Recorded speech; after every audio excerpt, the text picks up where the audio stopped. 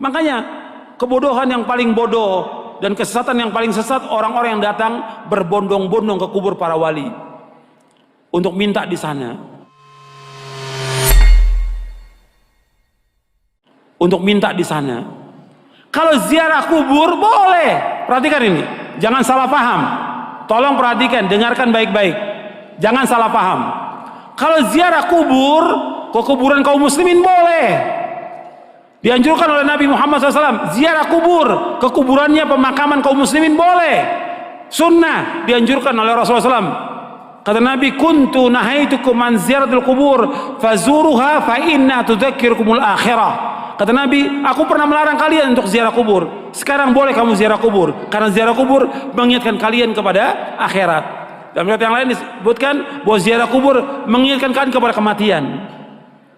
Ziarah kubur kaum muslimin boleh, tapi ziarah kubur yang dilakukan oleh mereka ini, datang ke kuburan wali dengan niat kuburan itu mengandung barokah, bahwa orang itu soleh, suci, bisa mengangkat doa mereka ke langit, kepada Allah sebagai tawasul. Mereka minta, ada yang menjadikan mereka sebagai wasilah kepada Allah, ada yang menjadikan mereka sebagai syafaat kepada Allah, ada yang mereka menjadikan mereka sebagai Tuhan yang mereka minta kepada penghuni wali, penghuni kubur itu. Ini kenyataan yang dilakukan oleh orang-orang yang ziarah-ziarah kubur ke kuburannya para wali. Dan ini kalau anda perhatikan, kerusakannya luar biasa ini. Karena masalah akidah, masalah tauhid, mereka memalingkan ibadah kepada selain Allah yang Allah tidak redha selama-lamanya.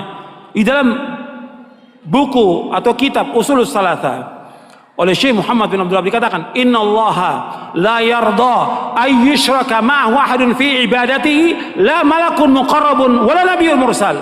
Allah tidak redha selama-lamanya apabila Allah disekutukan dengan makhluknya, apakah dengan malaikat yang dekat atau dengan nabi yang diutus. Allah nggak redho.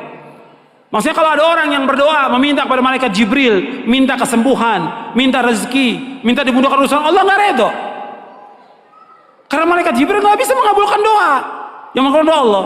Atau kepada nabi yang diutus, orang datang ke kuburannya Nabi Muhammad SAW, minta kepada Nabi Muhammad SAW supaya dimudahkan rezekinya, supaya dimudahkan jodohnya, supaya dagangannya laris, supaya segala macam. Allah nggak redho, nggak redho.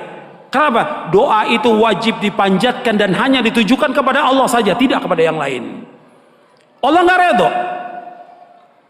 Hatta kepada orang yang paling soleh, Nabi Muhammad SAW, orang datang kepada kuburan beliau minta, Allah nggak redho. Makanya nggak ada seorang sahabat pun yang datang ke kuburan Nabi untuk minta sesuatu, tidak ada. Tidak ada seorang sahabat pun radhiyallahu anhum ajmain yang datang ke kuburan Nabi untuk minta sesuatu, tidak ada sama sekali. Mereka berdoa langsung kepada Allah. Begitu juga setelah wafatnya Khulafaur Rasyidin, gak ada orang datang. Tapi belakangan di abad kedua, ketiga mulai, siapa yang melakukan pertama kali penyembahan kepada kubur yang dikeramatkan pertama kali di muka bumi? Syiah. Pertama kali, laknatullah alaihim. Pertama kali Syiah yang menyesatkan kaum muslimin. Mereka katakan kubur imamnya, kemudian kubur Husain mereka sembah, mereka tawaf di situ. Itu pertama kali. Sunnahnya orang Syiah, sunnah sayyi'ah, sunnah jahiliyah yang mereka lakukan.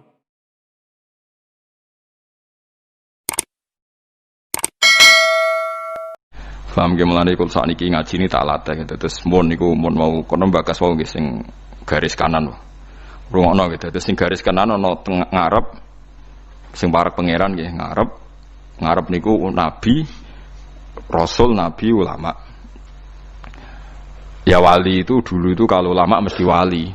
Kalau sekarang kan ono wong kalau wali ono wong alim aja niku salah kaprah. Angger ulama mesti wali, nak wali ra mesti napa ulama. Ulama tenan lho tapi sing memang menguasai hukumnya pangeran. Nah terus Allah itu tanya mbon setelah dialek itu selesai. Terus orang-orang Islam kebanyakan sing dosane akeh, nate zina, nate maling, nate korupsi, penggaweane bodoni tiyang gawe visa fiktif antara wong umroh semacam-macam lah sing tukang macam-macam. Piye wae Islam itu ya klip-klip ana nure ngguri pol pokoknya tapi termasuk Islam. Ini nanti juga masuk surga lewat neraka sik mbok ora pokoknya Ya piye liwat neraka lah. Wong iku terus walhasil akhirnya untuk syafaat kabeh. Ada seorang ulama yang mengistikharah itu. Kenapa begitu? Tak warai carane. Hujahnya begini. Logikane ngeten nggih. Dan saya bangga nggih dengan teori ini mergi niki dawuh ulama. Dosa paling gede ku syirik. Syirik ku mensekutukan Tuhan. Maksudnya menganggap selain Tuhan itu fungsinya atau kedijayaannya atau kekuatannya sama dengan Tuhan. Kemudian makna syirik ini meluas menjadi kelompok sing ekstrim. Ana wong sing darani sekedar ziarah kubur, ndonga ning kuburan dianggap napa syirik. Mergo dianggap njaluk napa kuburan. Padahal umpama dirungokno dongane ya muni ya Allah lho ya raya muni ya kuburan. Tapi ya mulane sekali-kali sing darani syirik kon ngrekam utawa kon ngrungokno.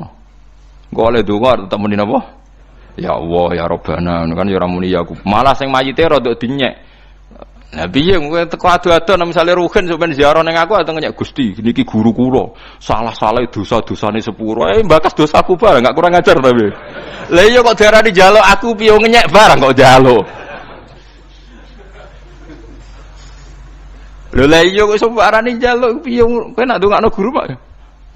Oh maghfir dzunubahu wa sayyiatihi pokoke kan tetep ndongakno. Waghfir Gusti niki sepuro ana apik jenengan tikelno ana elek jenengan sepuro. Ya kan nyek wong kan berarti dekne memungkinkan aku elek bareng kan. Aslinya kan lah ya dengan posisi ngono kok apik njaluk mayit kan ya ora mungkin wong nyeke yo nganti ngono. Pemene nak rukun rodok ngalim dungane umat al-qabruhu rodotan min riyadil jannah wala al-qabruhu khufratan min khufarinir. Gusti kuburane dadekno taman surga, ampun dadekno jurang neraka. Artinya dekne dhewe nganggep aku kan posisi ndak aman kan. Mulane aku ora seneng diziarah ruhin aku ngerti kira-kira aku ada pelecehan pasti. Artinya dengan kondisi ini saya yakin orang ziarah kubur mau barani bid'ah cek nganggur lah pokoknya jarani syirik. Nggih jarani. Ndak mungkin kan dengan lafaz-lafaz itu orang minta sama kuburan itu. Dengan lafaz-lafaz sing rodok wae dan merendahkan mulu sing. Makanya syirik itu sing mesti dia menyekutukan Tuhan. Ada makhluk lain atau selain Allah yang kamu anggap kekuatannya sama dengan Allah. Dan itu lucunya malah terjadi dalam kita keseharian. Misalnya keyakin sing marekno kowe iku budrek. Kowe anggere ngelu golek budrek, anggere lara weteng golek apa, itu malah bahaya. Makanya itu dihilangkan lewat baca bismillah. Makanya kata Imam Syaroni, bismillah itu tidak wajib. Tapi siapapun yang mukasyafah akan mewajibkan baca bismillah. Karena untuk menetralisir kekuatan adat itu hanya bismillah. Coba kamu sekarang yakin kan kalau makan tuh pasti wareg, nak ngombe mesti seger. Karena kita bertahun-tahun nak ramangan yo lesu tenan. Sehingga kita hampir pasti memastikan nak mangan itu mesti. Lu kata mesti ini sing dadekno syirik berarti Anda menafikan kekuatan Tuhan yang bisa membuktikan bikin malaikat tidak makan. Hidup. Misalnya kita kok, tapi aku manusia Gus gak malaikat. Bagi Allah sama saja cek ke manusia cek malaikat ra iso mangan hidup karena kekuatannya siapa? Allah kan? Lah kamu sekarang makan bisa hidup juga karena kekuatan Allah, bukan karena makanan. Sego itu ora akal. Nah, untuk menetralisir hukum adat yang sudah mengkerak wis ngene iki kon maca bismillah. Setidaknya kita yakin nak sing maringi kekuatan iku Allah lewat bismillah. Nah, tapi secara naif kita secara fatwa fikih resmi kan itu ndak wajib. Mulane sik ra wajib lah cara fikih kowe wajib maca bismillah cara hukum tauhid karena tadi kalau kita ndak baca bismillah jangan-jangan kita meyakini mangan iku mesti wareg nak ngombe mesti seger padahal kata mesti iki sing dadekno syirik karena seakan-akan makan itu punya kekuatan yang luar biasa. Paham sih kalau maksud? Malah bismillah itu penting sekali, sangat-sangat penting. Karena untuk menetralisir adat sing mulane wis pokoke bismillah. Mulane bismillah dari ulama sing pun usul kan bismillahirrahmanirrahim kabeh maknane Quran disimpen Fatihah, Fatihah disimpen ning bismillah. Bismillah wis hurufe mok 19 sampeyan tau ngitung ya. Aku wong alim ora tau ngitung lah tetep ero. Perkarane yo maca kitab itu dadi aku pokoke bismillahirrahmanirrahim ku jumlahe pinten? 19. 19 iku disimpen ning bak. Wis 19 karek sithik disimpen ning bak. Kabeh ulama nyingkat bak iku bi kana makana wa bi yakunu mayakun. bi sebab kekuasaan ingsun Allah kana makana yang ada menjadi ada, wa bi yakunu mayakun dan karena saya saja yang akan ada menjadi ada. Jadi anak putune Ruhin ya saiki dalam skenario ne Allah. Mbah-mbah Ruhin sing dipilih iku ya dalam skenario